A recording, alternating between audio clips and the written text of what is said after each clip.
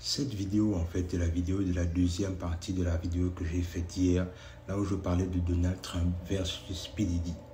Alors ici, il est question pour moi de mettre en exergue deux aspects très importants que je n'ai pas certainement illustrés dans la première vidéo.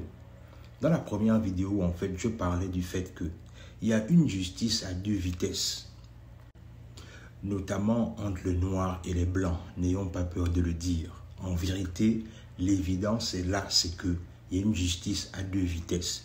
C'est-à-dire, aux États-Unis, le constat que je fais avec le petit nombre d'années que j'ai fait ici, je réalise en fait que la justice n'est pas la même en ce qui concerne les noirs et les blancs. Et c'est un peu ça qui cause un peu ma frustration, parce que je me dis que c'est un pays là où il fait bon vivre.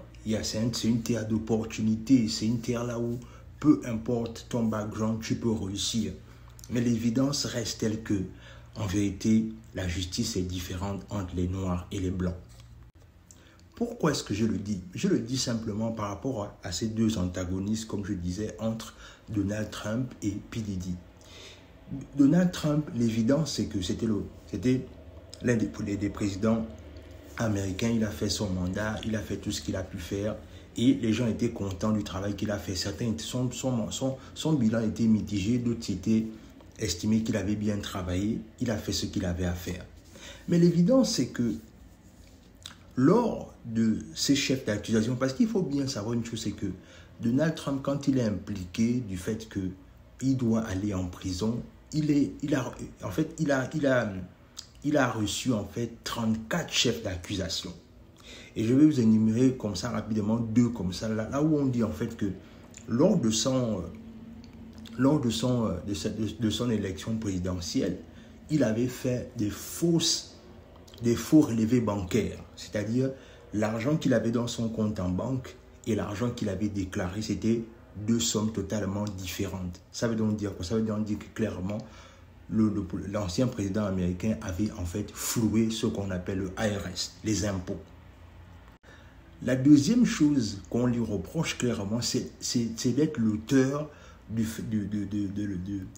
l'attaque du Capitole. Le Capitole ici qui est en fait un endroit réservé aux dirigeants américains, là où en fait on va dire ça comment, ses sympathisants avaient attaqué le Capitole et on lui en tient responsable en fait. Parce que je vous assure qu'à l'époque là, ça ressemblait à un coup d'État en fait.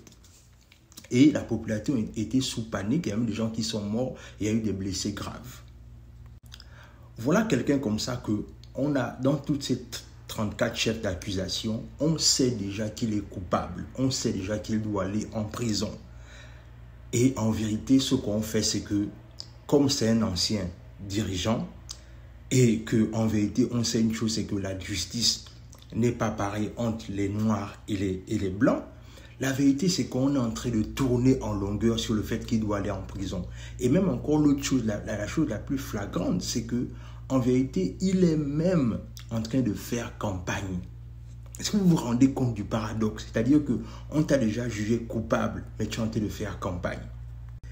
Et l'autre chose aussi que je constate avec ce monsieur-là, parce qu'il est très stratégique dans sa façon de faire les choses, c'est que aujourd'hui, il n'y a pas longtemps, on a tenté de le ja, voilà. Mais le truc, c'est que non seulement on a tenté de le ja et que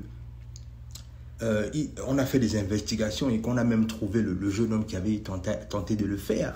Aujourd'hui, ça devient pour lui comme étant une espèce de, je vais dire ça comment, je vais utiliser le terme comme étant un show. Parce que récemment encore, il y a encore quelqu'un qu'on a arrêté, soi-disant qui voulait le ja encore. Ça devient comme si c'était une espèce de show pour lui, pour continuer à avoir de l'audience, pour qu'il multiplie ses chances d'être élu en fait. Et c'est là où je me pose la question de savoir, est-ce que quelque part, ce n'est pas une forme de coup publicitaire ou de marketing, je ne sais pas, pour lui, afin de pouvoir embrouiller les autorités pour qu'on ne poursuive pas son cas en fait. Bref, dans tous les cas, ce que j'essaie simplement d'énumérer ici, c'est que en vérité, voilà quelqu'un qui mérite déjà la prison parce qu'on sait qu'il est coupable, mais il n'ira pas en prison parce qu'on sait comment ça se passe.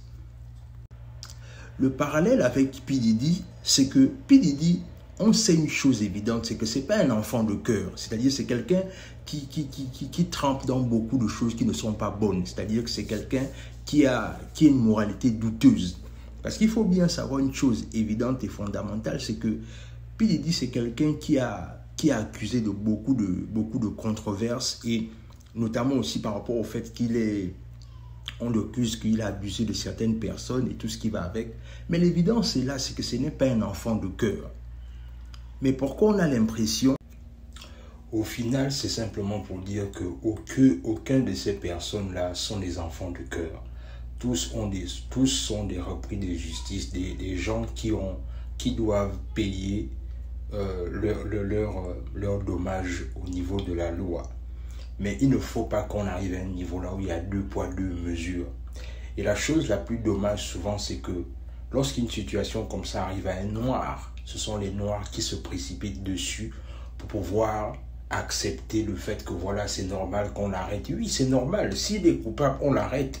Mais ce que je veux simplement illustrer ici, c'est que il y a cette injustice-là qui est là, et qu'il faut arriver à pouvoir parler de ça. Il faut pouvoir arriver à créer le débat autour de ça, afin qu'on comprenne que c'est pas toujours aussi vrai ce que les médias veulent nous faire comprendre. Parce que les médias ont pour rôle de contrôler les esprits. Et prochainement, dans d'autres vidéos, je vais vous expliquer un tant soit peu quelles sont les vraies raisons pour lesquelles R. Kelly est en prison, par exemple.